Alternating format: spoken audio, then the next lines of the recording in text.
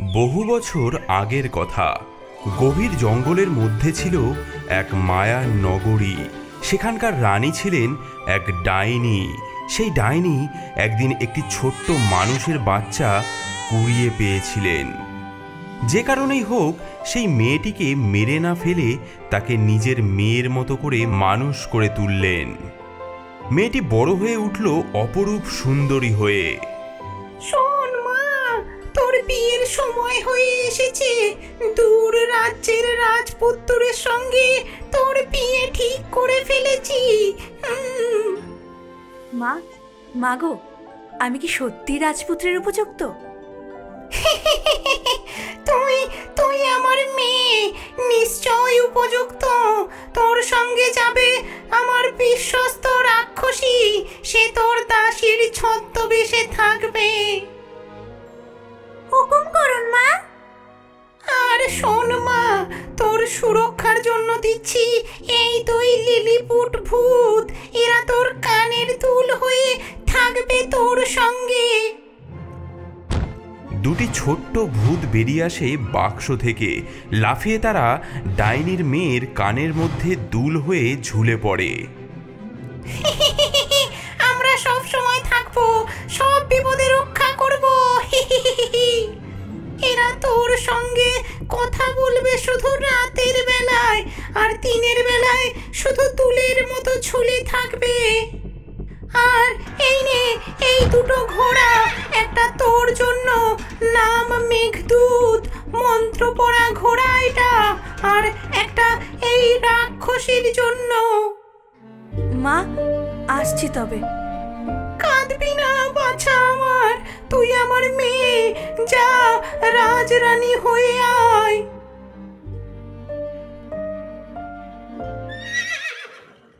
এভাবেই শুরু হলো এক অদ্ভুত যাত্রা। প্রচণ্ড গরমে ঘন জঙ্গলের মধ্যে দিয়ে চলছিল দুটি ঘোড়া। এক ঘোড়ায় ডাইনির পালিতা কন্যা, অন্যটিতে ছদ্মবেশী রাক্ষসী। হঠাৎ জলাশয়ের কাছে এসে, ওগো দাসী, আমার খুব তেষ্টা পেয়েছে, ওই জলাশয় থেকে একটু জল এনে দাও না। তুমি কি আমার মনিব নাকি? হ্যাঁ, নিজে নেমে খাওগে যাও, আমি কারো দাসী নই। মেয়েটি অপমানিত বোধ করে ঘোড়া থেকে নেমে এসে ঝর্ণার কাছে গিয়ে জল খেতে থাকে। হায় ভগবান, কি হবে আমার? ঝুঁকে জল খাওয়ার সময় তার কানের দুটি দুল খুলে পড়ে যায়। আমাদের হারিয়ে ফেললে, এখন তুমি একা রাজকুমারী। মেয়ে দুল দুটি হারিয়ে ফেলার কথা টেরও পায় না, কিন্তু রাক্ষসী দাসী সব দেখে ফেলে। ভালোই হলো, এখনো সম্পূর্ণ অসহায়। কিছুক্ষণ পর আরেকটি জলাশয়ের কাছে এসে, দাসী, এবার অন্তত একটু জল এনে দাও। দেখছো না কতটা কষ্ট হচ্ছে আমার। দাসী, আজ তোকে দেখায় আমার আসল রূপ। দেখ আমার প্রকৃত রূপ। তোর ডাইনি মা আমাকে মন্ত্রের বাঁধনে বেঁধে রেখেছিল, আজ সেই বাঁধন ছিঁড়ে ফেলবো আমি। না না না না না, তুমি তো আমার মায়ের খুব বিশ্বস্ত। বিশ্বস্ত? তোর মা একটা ডাইনি হলেও আমার মতো শক্তিশালী রাক্ষসীকে চিরকাল বেঁধে রাখতে পারবে না। খুলে ফেল, খুলে ফেল তোর রাজকীয় পোশাক। সাবধান, আমি মন্ত্র পড়া ঘোড়া, আমি সব দেখছি। চুপ কর, নইলে এক্ষুনি তোর মাথা নেব। আর শোন মেয়ে, এক্ষুনি শপথ নে, যা ঘটলো তা কাউকে বলবি না। শপথ নে, নইলে। শপথ, শপথ নিলাম। ডাইনির মেয়ে ধীরে ধীরে নিজের রাজকীয় পোশাক খুলে দেয়। রাক্ষসী পরে নেয় সেই রাজকীয় পোশাক এবং মেয়েটিকে পরতে হয় তার দাসীর পোশাক। এখন থেকে আমি রাজকন্যা।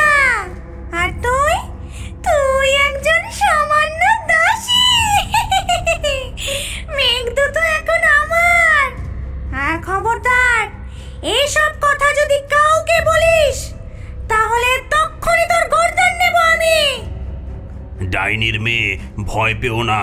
যার মন পরিষ্কার, জয় সবসময় তারই হবে। সেই ছদ্মবেশী রাক্ষসী এবং আসল রাজকুমারী রাজপ্রাসাদে গিয়ে পৌঁছায়। রাজপুত্র এবং বৃদ্ধ রাজা এগিয়ে আসেন। কি অদ্ভুত! কোণে সাজে যে এসেছে, তার সঙ্গে এমন ছিন্ন বস্ত্র একজন কেন? স্বাগতম আমার প্রিয় কোণে। ধন্যবাদ প্রিয়তম, এতদিন পর দেখা হলো। ওই মেয়েটিকে যে ছেঁড়া কাপড়ে দাঁড়িয়ে আছে? ওটা পথে দেখে দয়া করে সঙ্গে করে নিয়ে এসেছি। ও কি আপনার কোনো কাজে লাগতে পারে? এত সুন্দর মেয়েটি, অথচ এমন অবস্থা। আচ্ছা, রঘু নামে একটি ছেলে আছে, সে ছাগল চড়ায়, ওর সহকারী হতে পারেও। ডাইনির মেয়ে এসব কথা শুনে সে নীরবে মাথা নুয়ে দাঁড়িয়ে থাকে। চলো তোমাকে কাজ শিখিয়ে দিই। এবার এই কথা বলা ঘোড়া বদমাশটাকে সরাতে হবে, নয়তো ও আমার সব তথ্য ফাঁস করে দেবে। প্রিয়তম, আমার একটি অনুরোধ আছে। বলো প্রিয়ে, কি চাও?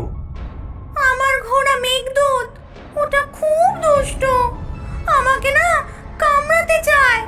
ওটার মাথা কেটে ফেলার নির্দেশ দাও। তোমার কথাই শিরোধার্য, তাই করা হবে। এভাবে শুরু হলো নতুন জীবন। রাক্ষসী বসলো রাজপ্রাসাদের রাজকন্যা সেজে, আর ডাইনির পালিটা মেয়ে ছাগল চড়াতে লাগলো।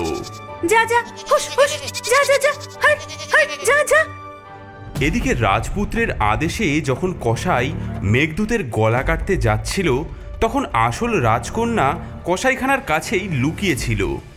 কসাই ঠাকুর, আমার একটা অনুরোধ আছে। কি চাও মা? এই মোহর নাও, আর মেঘদূতের মাথাটা ওই প্রাসাদের বড় তোরণে টাঙিয়ে দাও। আমি রোজ সেখান দিয়ে যাই, অন্তত মাথাটা তো দেখতে পাবো। ঠিক আছে মা, তোমার কথাই রাখবো। এভাবেই মেঘদূতের মাথা এসে পৌঁছালো রাজপ্রাসাদের তোরণে।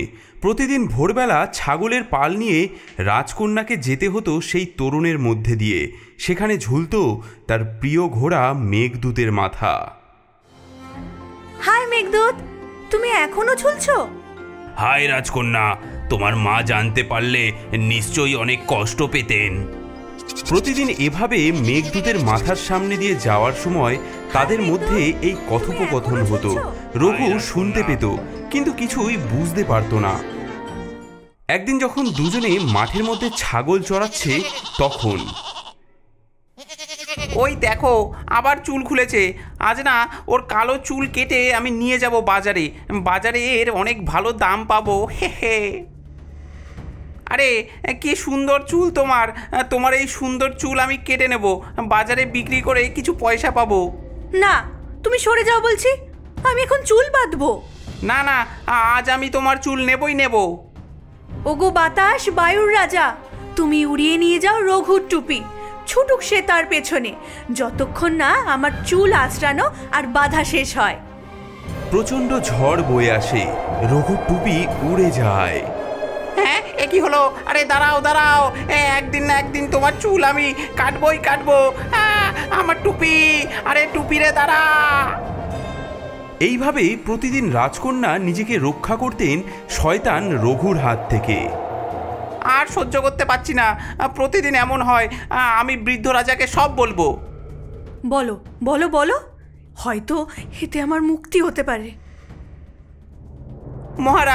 মহারাজ, এই মেয়ে প্রতিদিন ভোরে তরুণের কাছে গিয়ে সে ঘোড়ার মাথার সাথে কথা বলে হাই মেঘদূত, আর ঘোড়ার মাথা উত্তর দেয়। আমি নিজে দেখব, কাল ভোরে তুমি আমাকে নিয়ে যাবে। বৃদ্ধ রাজা লুকিয়ে রইলেন তরুণের আড়ালে। তিনি নিজের চোখে দেখলেন এবং কানেও শুনলেন সবকিছু। হাই মেঘদূত, হাই রাজকন্যা, তোমার মা জানতে পারলে নিশ্চয়ই তিনি অনেক কষ্ট পেতেন।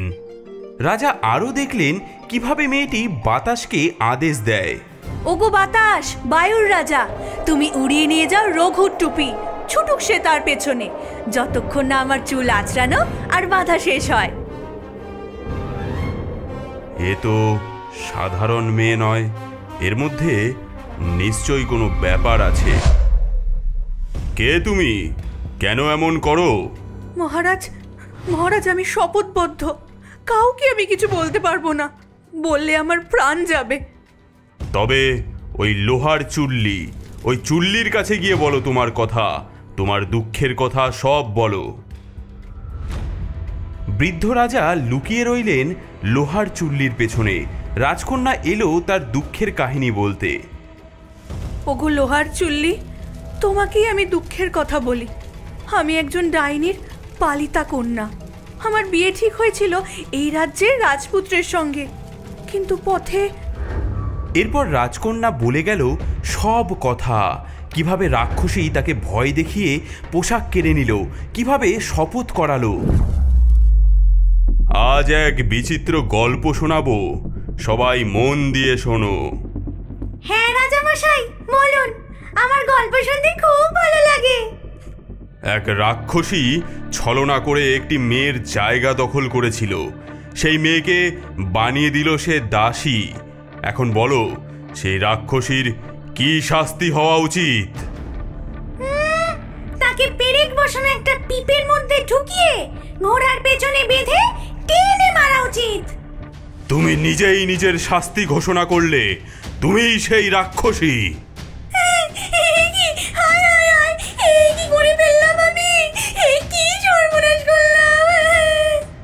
হ্যাঁ, এই যে ভয়ঙ্কর রাক্ষসী।